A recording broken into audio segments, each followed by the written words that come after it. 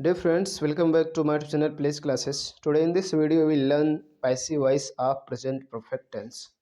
Dear friends, आपका अपने channel place classes में स्वागत है।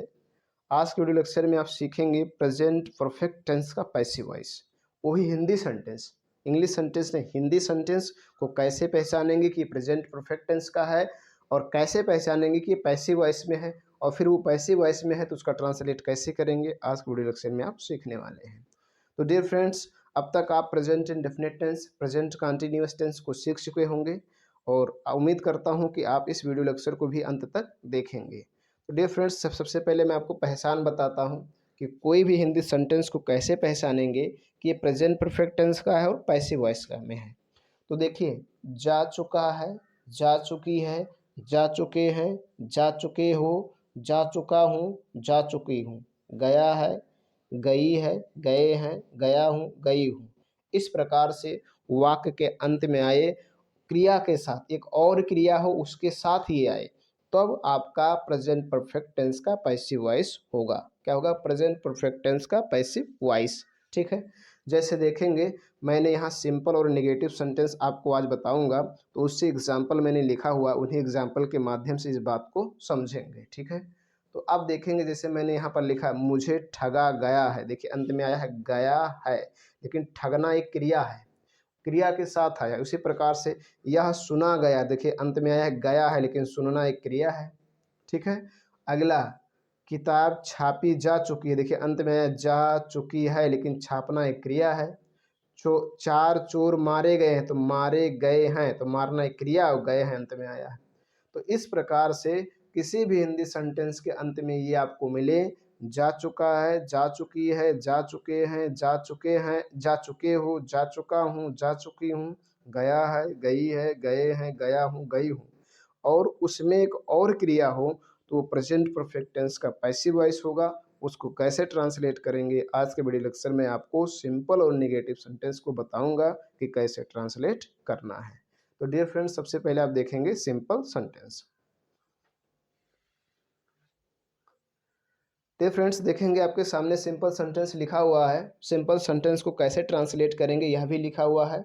सबसे पहले ऑब्जेक्ट लिखेंगे, फिर हैज़ या हैव, फिर बीन लगाएंगे, फिर V3, फिर अदर वर्ड को लिख देंगे, अर्थात जो बचेगा। जैसे मुझे ठगा गया, तो मुझे एक ऑब्जेक्ट है, लेकिन यहाँ पर इसका यूज एज अ सब्जेक्ट के रूप में होगा। तो मुझे एक इंग्लिश आपको मी नहीं लगाना, मुझे एक इंग्लिश आपको आई लगाना, ये आपको ध्यान रखना है। तो ऑब्जेक्ट हो गया। अब आपको हैज़ हैव में से कोई एक लगाना है, तो क्या लगेगा? Have. He she it singular noun के साथ has, I we you they these those plural noun के साथ हैव, तो आई के साथ हैव, आई हैव। उसके बाद आपको लगाना है बीन।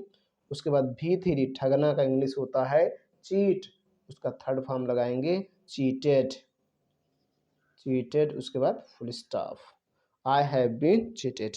और कोई है नहीं, अगर होता तो अदर वर्ड भी लिख दिया जाता। ठीक, अगला सुनेंगे, सॉरी अगला देखेंगे, यह सुना गया, तो यह की इंग्लिश लगाएंगे इट। अब चूंकि ये सिंगुलर है तो लगाएंगे हैज।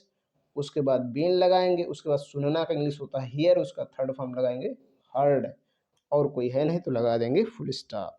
तो सबसे पहले ऑब्जेक्ट लगाना है, फिर हैज या हैव, इन दोनों में से कोई एक लगाना है, फिर वेन लगाना है, फिर V3 लगाना। उसके बाद जो बच जाएंगे उनको लिख देना है।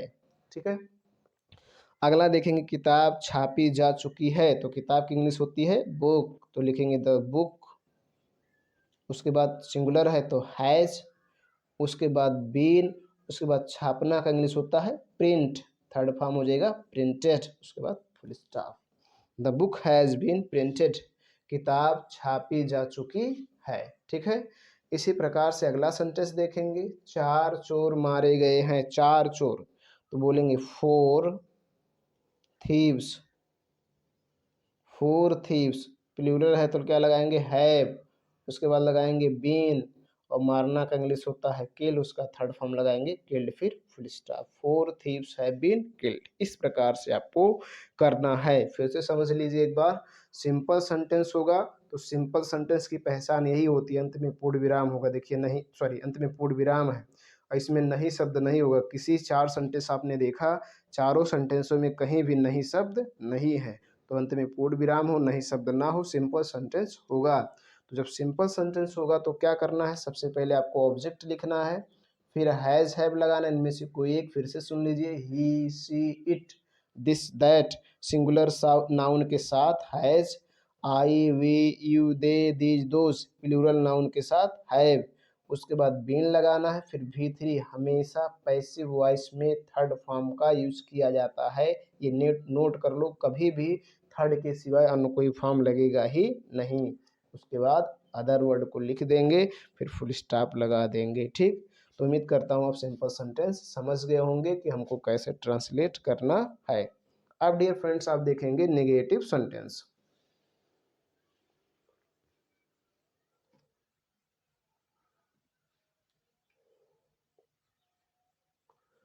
डियर फ्रेंड्स आपके सामने अगला है नेगेटिव सेंटेंस।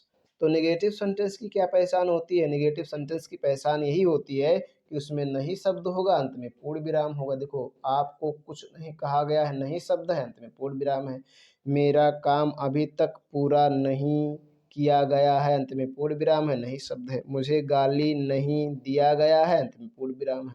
तो नहीं शब्द हो, अंत में पूर्ण विराम हो, नेगेटिव सेंटेंस होगा। कैसे करेंगे?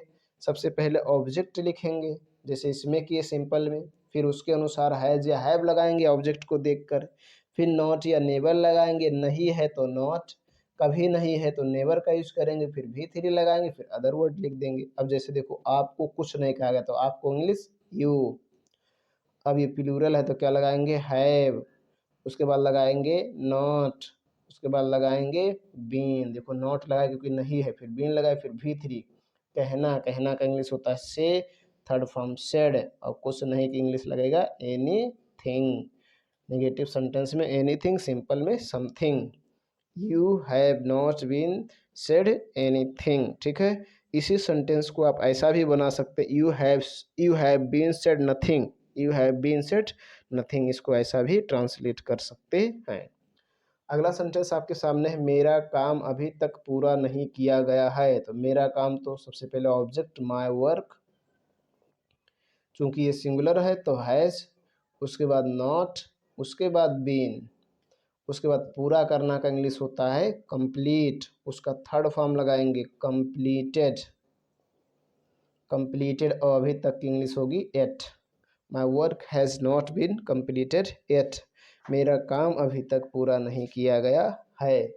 अगला है, मुझे गाली नहीं दिया गया है। तो मुझे की इंग्लिश मी नहीं आई, उसके बाद लगाएंगे हैव, उसके बाद लगाएंगे नॉट, उसके बाद लगाएंगे बीन, उसके बाद गाली देना का इंग्लिश होता है अब्यूज, थर्ड फॉर्म अब्यूज, उसके बाद फुल स्टॉप।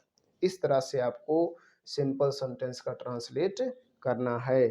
डियर फ्रेंड्स, मैं उम्मीद करता हूँ आप सिंपल और नेगेटिव सेंटेंस का ट्रांसलेट करना सीख गए होंगे कि हमको इनका ट्रांसलेट कैसे करना है। सिंपल में सबसे पहले ऑब्जेक्ट, फिर हैज़ है, फिर बीन, फिर V3, फिर अदर वर्ड।